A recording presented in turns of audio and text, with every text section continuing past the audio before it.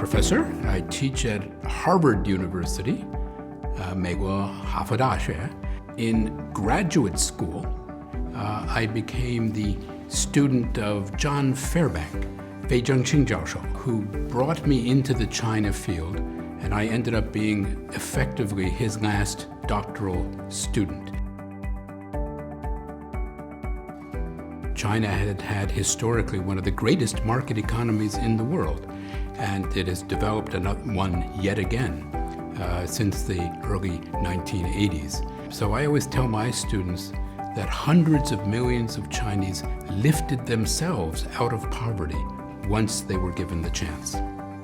Well, in many ways, what the government did very wisely in the 1980s was to experiment with different forms of commerce. But in the 1980s, what we have seen in the 1980s is an enormous catch-up of where China would have been without the first 30 years of the policies of the People's Republic, because Deng Xiaoping believed in experimentation, he believed in results more than ideology, and he believed that the people could be trusted to create wealth if you give them a chance to do so.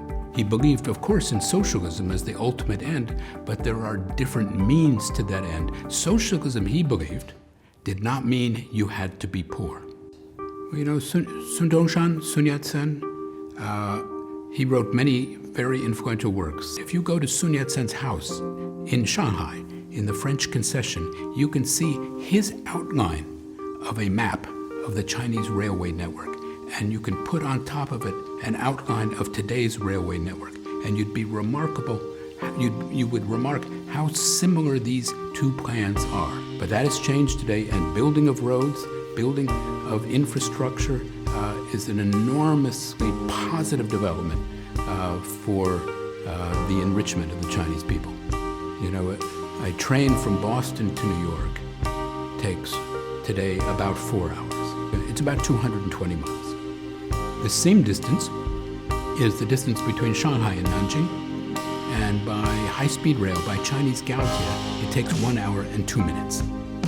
That is the future that China has grasped more directly than many other countries. Certainly it would be wonderful if in every country people all worked together for the common good, and certainly that is the aspiration of President Xi in his vision for the Chinese dream. President Xi is obviously a very powerful leader. He has succeeded in many different jobs before coming to be president of the country. He has clearly shown himself to be an extraordinarily effective leader in the Chinese political system. An old strength and a new strength. No country historically cares more about education than China. Today, China is building what, in my view, will become, certainly can become, the greatest university system in the world. I think the future of China is extremely bright. You have particularly the future of the Chinese economy. China also has a world of Chinese outside of China who go abroad, who study abroad, who get education around the world, and then in many, many cases, the majority come back to China and invest their knowledge, expertise, and sometimes capital back in China. The Germans famously in the 19th century, the Americans, without question, by the end of the 20th century, in a leadership position,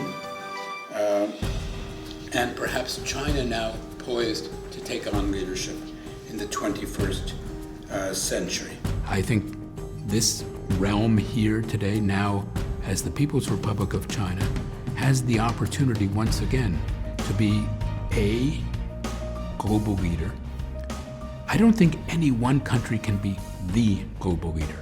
Again, China's rise over the last 40 plus years has been in partnership with others. It has been by attracting foreign investment, and now it is in part by investing abroad itself.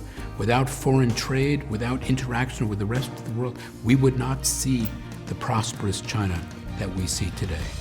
So China can lead without question, but I don't believe it can lead alone.